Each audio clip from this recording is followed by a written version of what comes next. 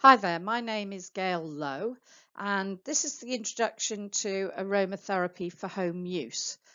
I've been an aromatherapist for 31 years now, and it's a fascinating study, and I've really enjoyed every step of the way.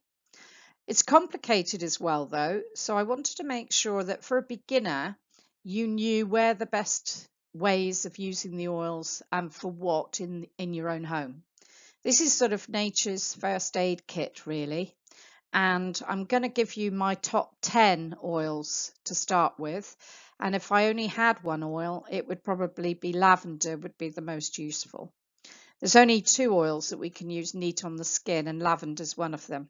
So in this presentation, I want to give you a short introduction to aromatherapy so you understand that it's more than just a nice smell. It's actually about the biochemicals that are in the oils that give them the properties that we need to be able to use them.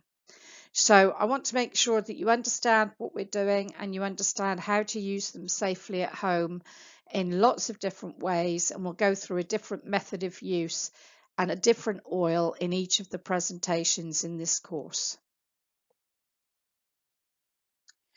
So within the content of this presentation, I want to introduce you to aromatherapy. It's not just a nice smell, it's actually about the biochemicals of the oils. So I wanted to give you a brief outline of what it is, the origin and the history, how it works, how the oils are extracted and where we get them from, and how to use them safely at home. So where not to use them as well. So the first oil I'm going to include in this presentation is lavender oil, because if you've only got one oil, lavender is the one that is the most versatile and the most useful. Also, I want to do a method of use in each of these presentations in this course. So in this presentation, because lavender is only one of two oils that you can use neat on the skin, I want to talk about how you could apply oils neat for certain conditions, which is the most effective way of using them.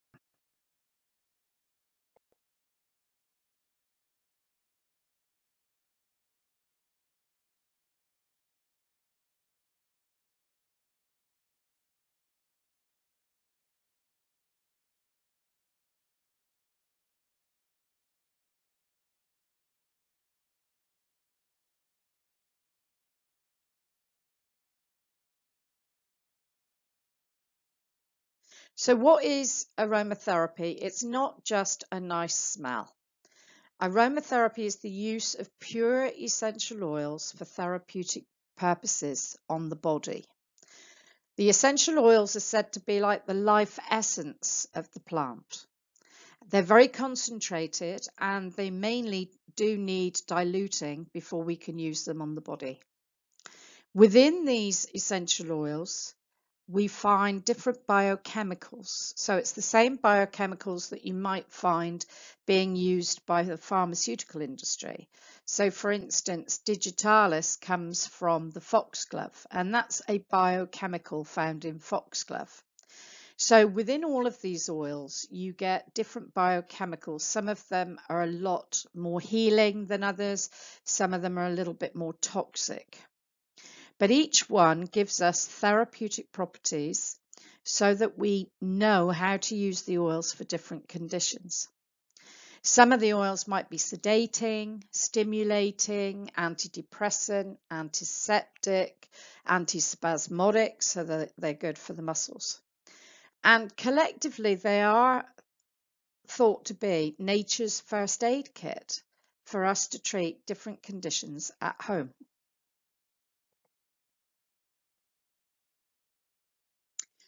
So we are going to be following in Cleopatra's footsteps. The Egyptians were the first people to record the use of oils, 3000 BC. They used plants, balsams, resins, aromatic vinegars, perfume oils for all sorts of different conditions way back when. When they embalmed their bodies, they used cedar and myrrh. And when we started digging up their tombs, the archaeologists discovered that were jars of frankincense and styrax, which is benzoin, were found in the tombs of the archaeologists. And although the oils had evaporated, the aroma initially was still there, so they could tell what had been in these jars. And as you can see in the picture there, that's a mummy that they discovered in one of the tombs that had been bound and mummified by using the essential oils as a preservative. The oils are very antiseptic, antiviral, antibacterial. So they were very, very useful. And a lot of these mummies weren't just dried up skeletons, they were still a bit juicy. You know, they had preserved the bodies and preserved some of the flesh as well. So we can see here that this mummification process has actually still got skin on it and flesh on it.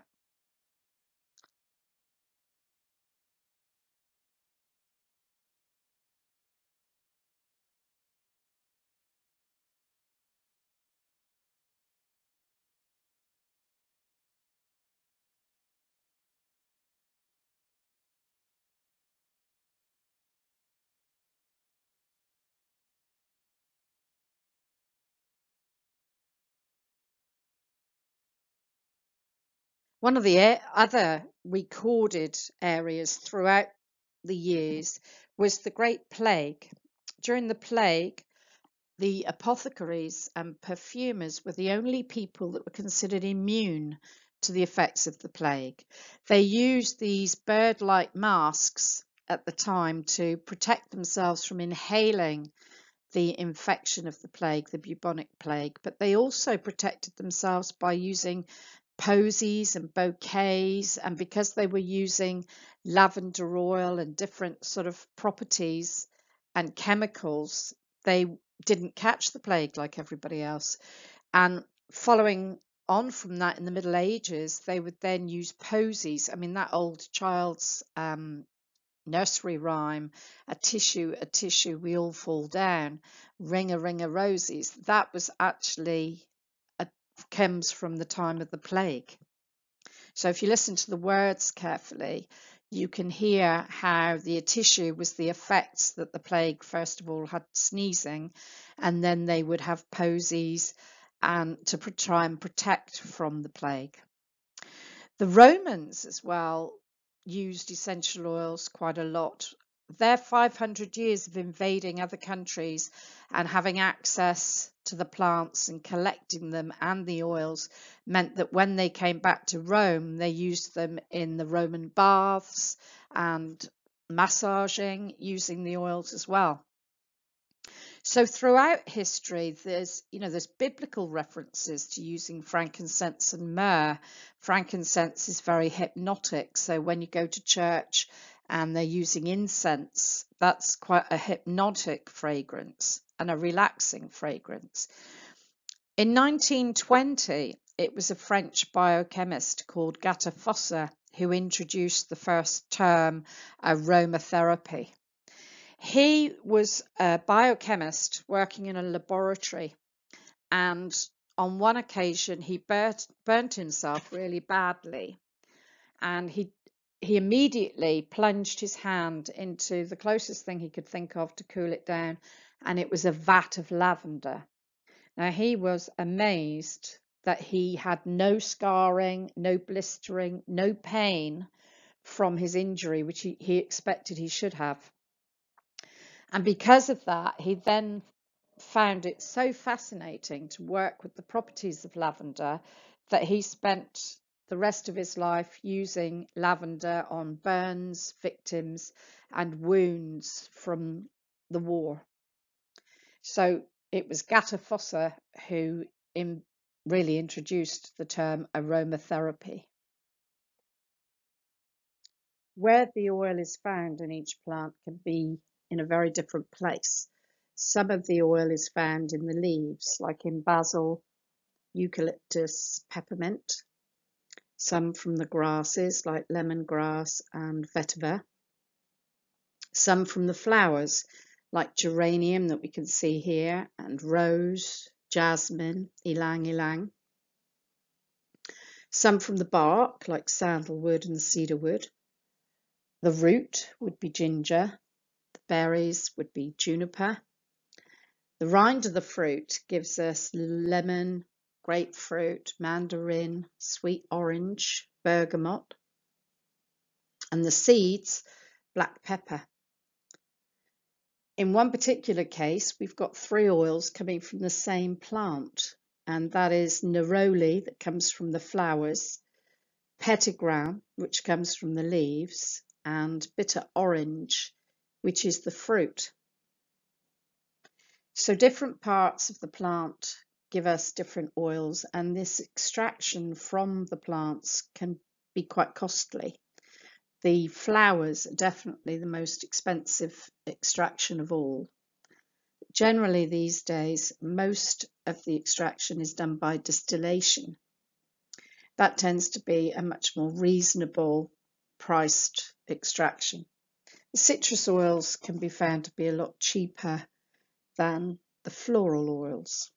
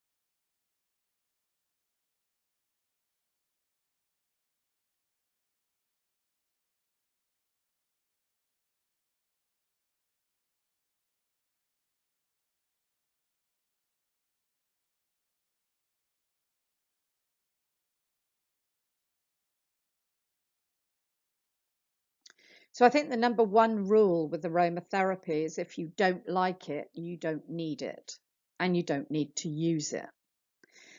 The aroma is something that you're normally attracted to, and if you look at the properties of an oil you really like the smell of, then the chances are you are suffering from some of the things that that oil will treat. So you're attracted to the oils that you need. But obviously there are different types of smell, and some oils are very floral and very pleasant and lovely smelling when you blend them together. Some oils are much more medicinal, so if you have a cold or a sinus problem, you might want to go for a sort of blend of rosemary, peppermint, and maybe eucalyptus. Some you get a more woody blend, so cedarwood is very woody, and sandalwood. And then you've got your citrus oils, which are light and fresh. And then you have the real earthy ones like myrrh and frankincense and patchouli.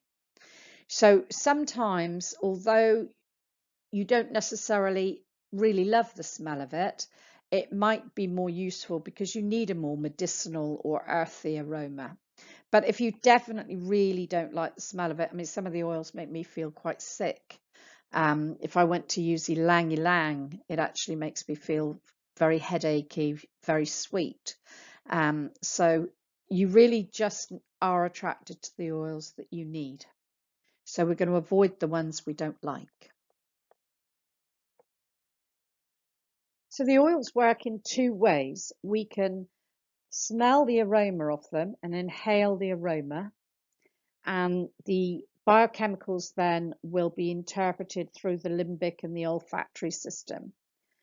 And we can also absorb them through the skin. Their molecular structure is such that if we blend them with a carrier oil, a cold pressed carrier oil, they can absorb through the skin into the bloodstream. So the most effective method of use is always going to be something that we can inhale and absorb through the skin at the same time. So massage is the best way of using the oils. They can be blended with carrier oils to dilute them and then massaged through the skin. but at the same time, you'll be inhaling the aroma of the oil. A bath is a very good way of using the oils because you're soaking in them and you're inhaling them. But you can also use an inhalation, which while inhaling the oils, it's going to loosen up the bronchial tubes, be inhaled into your lungs, clearing your sinuses, clearing your nasal passages. A foot soak and a hand soak is a very useful way of using them, particularly if you can't get in the bath. A compress can be ideal for a bruise or toothache or even mastitis. An oil burner is something that you can use in the room while you're inhaling the aroma. You can use relaxing oils in the evening to help, get you ready for sleep using insomniac oils. You can also use a burner to stimulate you if you're studying to help you remember. You can use a tissue. So if you've got a cold, you can have a couple of drops of oil on a tissue tucked in a top pocket or a bra strap. You can use an oil burner or a diffuser for that matter. And there's lots of topical applications that you can use the oil for. So you can mix it with creams and shampoos and lotions, face masks. You can make lots of different products to use on your skin. Neat application. There's only two oils that can be used neat on the skin, and that's lavender and tea tree oil. So generally the oils are so concentrated that we would dilute them either in water or oil or another medium in order to be able to apply them to the skin. So we want to make you safe while you're using the essential oils. So there are some conditions that we certainly would be very wary of using some oils on. So if you're pregnant or trying to get pregnant, there are some oils that you would avoid.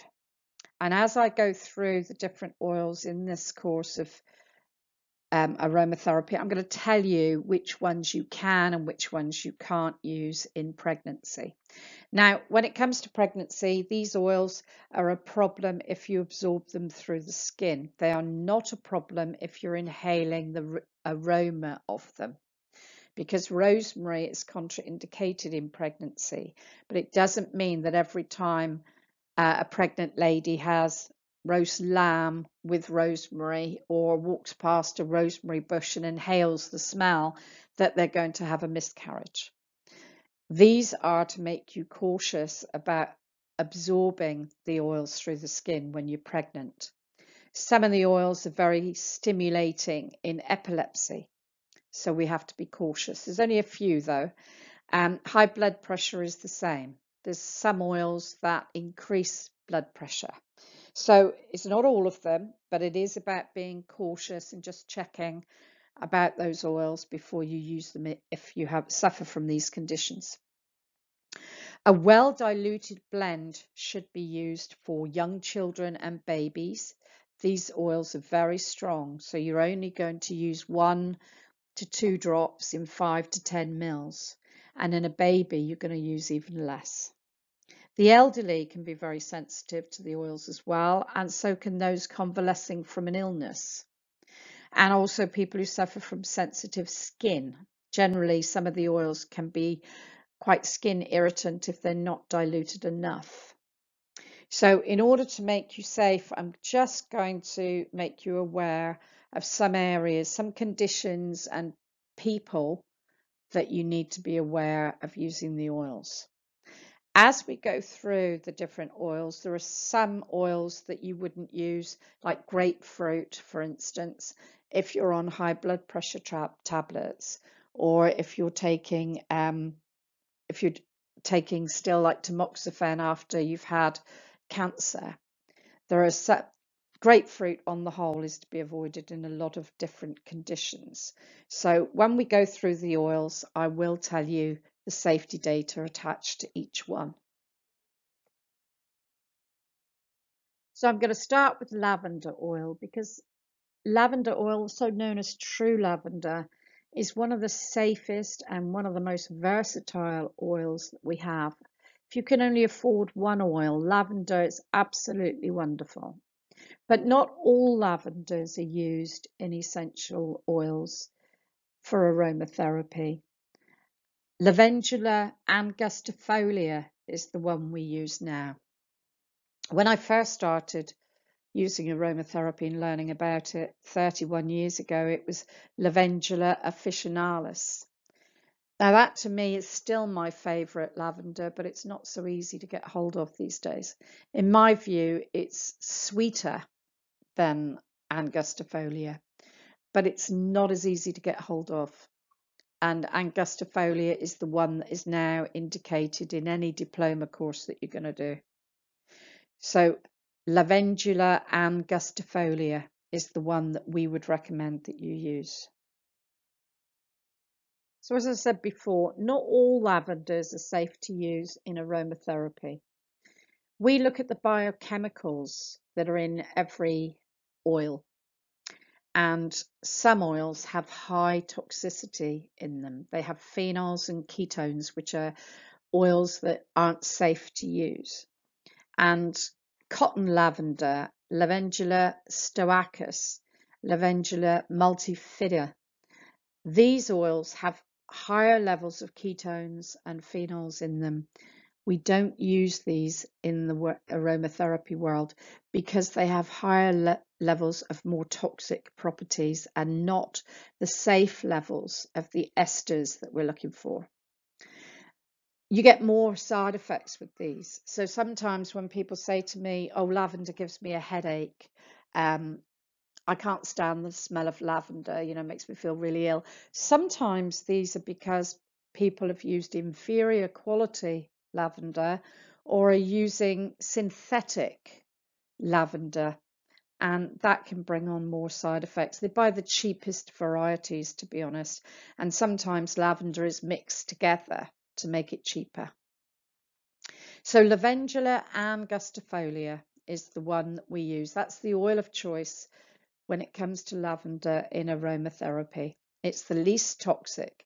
It has high levels of esters. Esters are the acetates that are in the oil, and lavender has a lot of esters in it. Now, esters are healing, they're safe, and they have very few side effects, if anything, if any of them at all. So Lavender angustifolia is the lavender we're looking for.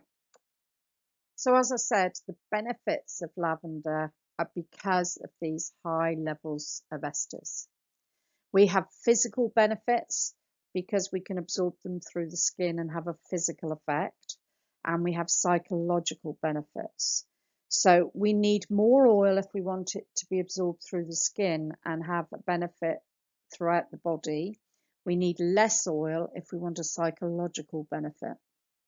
So the physical benefits are the healing.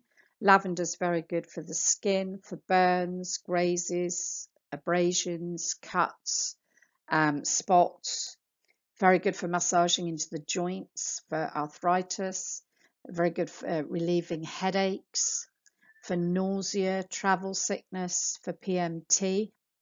The psychological benefits are that it's soothing, calming, relaxing, very good for insomnia. It relieves a lot of the side effects of anxiety, stress, and tension.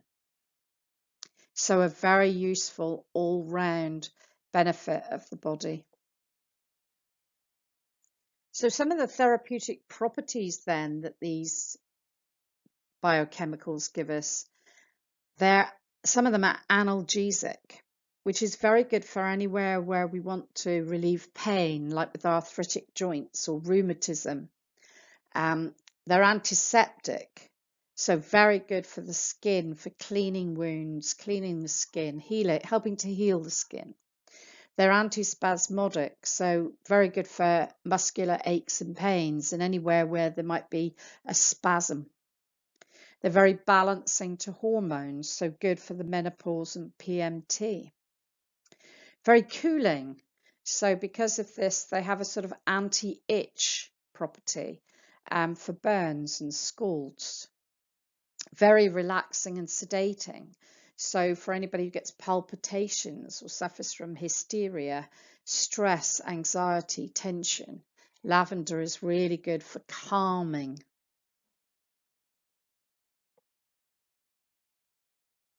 So lavender, Lavender angustifolia is the lavender we're going to be using, and we can apply 1 drop of oil neat to the skin.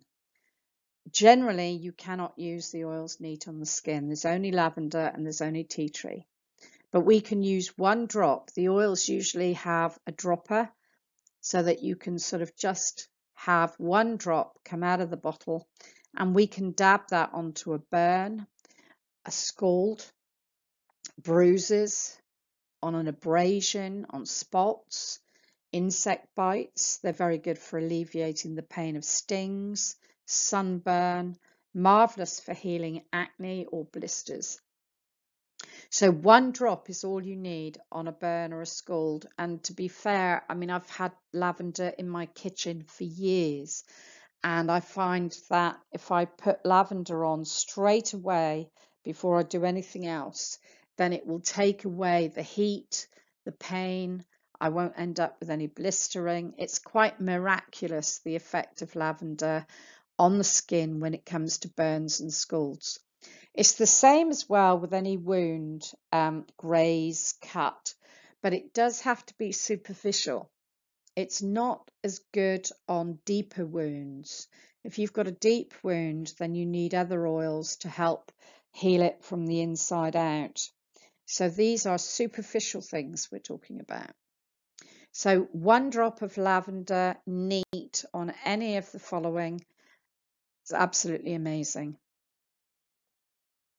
So the safety data attached to lavender, lavender is a very safe oil because of these high levels of esters. The only time that you're likely to get a side effect from a lavender is a cheap lavender or a synthetic lavender.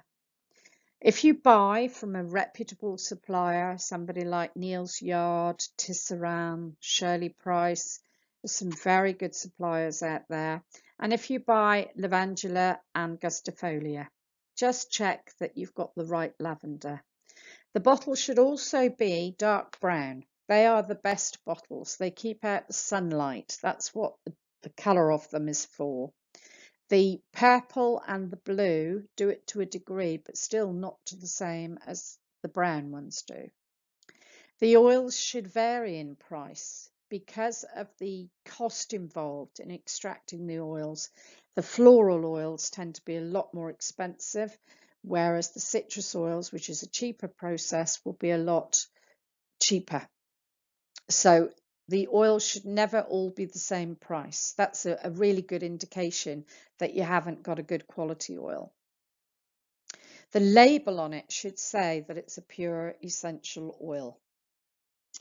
If it says it's an aromatherapy oil or a massage oil, that tends to be a blend that's diluted.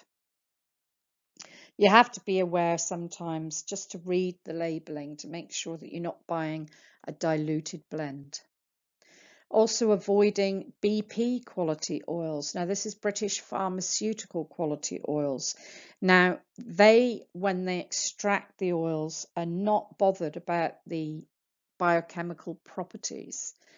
Peppermint, for instance, they're much more interested in getting a cheap peppermint as easily as possible so that they can use it for the taste in chewing gum and in toothpaste and different things like that. So British pharmaceutical standard is a lot lower than the essential oil standard that we require.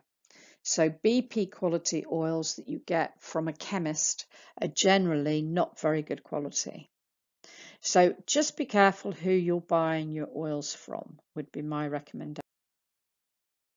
So during this course on aromatherapy for home use, I'm going to go through in each section a different method of use. And the one I've chosen today, because lavender and tea tree are the only 2 oils that we can use neat on the skin, everything else needs to be diluted. I wanted to do the neat application today. So we can apply 1 drop of neat oil. The oils will come with a dropper. So we take 1 drop of the essential oil and we apply it directly onto the skin. So it's only suitable for small areas only. So tea tree is absolutely marvellous for popping on a cold sore, a verruca, athlete's foot, for instance. And I've already been through an amazingly large list of uses for lavender neat on the skin, but it's really, really good for burns, scalds, bites, stings, anything like that. So that's a neat application, and there's only those 2 oils that you can use neat on the skin. A few tips for you while you're using your essential oils and practicing aromatherapy. If you can leave the oils on the skin for as long as possible, if you have a bath or you massage, then they will carry on working for the rest of the day. Please don't exceed more than 8 drops of oil in any one session. One of the only ways you can overdose on the oils is by using too many drops at once. The oils do like company, however, so putting 3 different oils together is how you can produce some of the most exciting blends. So yes, do learn how to become familiar with lavender and its properties by using lavender on its own first, but then as you get a bit more adventurous, you can feel happy to put 3 oils together at any one time. Please dilute the essential oils in a cold pressed carrier oil before you put them on the skin, or in a moisturizer or a lotion. And as we progress through the course, I'll be recommending which ones are the best to get. Remember that animals are much more sensitive to smells. So if you're using the oils and you're burning them in a room, do be aware that if you've got an animal with you, then they will be a lot more susceptible to it. There's a useful book that I would recommend. It's got its picture there. It's just a little thin book. It's Aromatherapy, a Guide for Home Use by Christine Westwood. It's only a couple of pounds and it's really good, and it gives you lots of ideas of how to use the oils, or if you get to the bath and you find that you're feeling depressed or irritable, then it'll tell you which oils you can use. So I find as a starter book, that's a really